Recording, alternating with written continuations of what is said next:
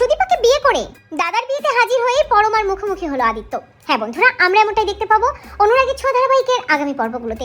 সুদীপাকে জন্মদিনে এক বড় সারপ্রাইজ দিতে চাই হিমাদ্রি বাবু। তাই হিমাদ্রি বাবু সুদীপার যাতে বাকি জীবন একদমই কষ্ট না হয়, সুদীপা যাতে তার লেখাপড়াটা সুন্দর করে করতে পারে, তার জন্য কিছু কাগজপত্রের কাজ করতে বাইরে যায়। আর সুদীপাকে বলে যায় আজ কিছু আত্মীয় স্বজন তাদের বাড়িতে আসবে, তাদের খাওয়া দাওয়ার দায়িত্ব সবকিছু সুদীপার উপর ছেড়ে দিয়ে যায়। একই সাথে হিমাদ্রি বাবু সুদীপাকে বলে আদিত্যকে ইনভাইট করার কথা। সুদীপা আদিত্যকে গিয়ে তার জন্মদিনে ইনভাইট করে।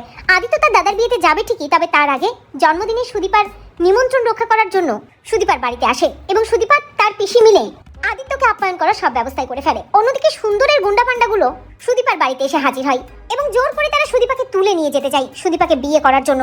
অন্যদিকে দেখা যায় যে অভ্রজিতের সাথে পরমার বিয়ে সব আয়োজন শুরু হয়ে যায়। পরমার আদিত্যের কথা মনে পড়লেও পরমা তার অতীত নিয়ে পড়ে থাকে না। পরমা অভ্রজিৎকেই স্বামী হিসেবে গ্রহণ করে নেয় এবং ভেবেই নেয় যে সে তার জীবনটা নতুন করে শুরু করবে। অপরদিকে দেখা যায় সুন্দর বেশ রেডি হয়ে আসে এবং অনেক গুন্ডা পান্ডা নিয়ে আসে, যাদের সাথে একলা ফাইট করে হিমশিম খেয়ে যায় আদিত্য। এবং একটা পর্যায়ে সুন্দরের গুন্ডাগুলো জোর করে সুদীপাকে তুলে নিয়ে যায়।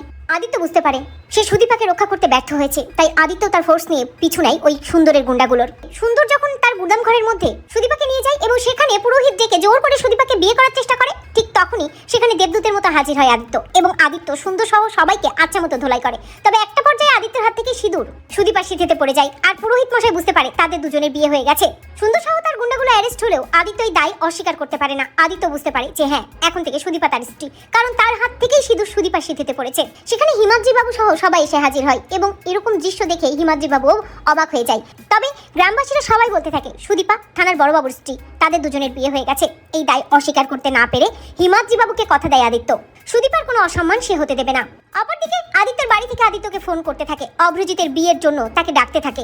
আদিত্য সুদীপাকে নিয়ে শহরের উদ্দেশ্যে বেরিয়ে পড়ে। অন্যদিকে দেখা যায় পরমার সাথে অভ্রজিতের বিয়ে চলতে থাকে আর ঠিক সেই সময় আদিত্য সুদীপাকে নিয়ে ওই ছাদনাতলায় হাজির হয়।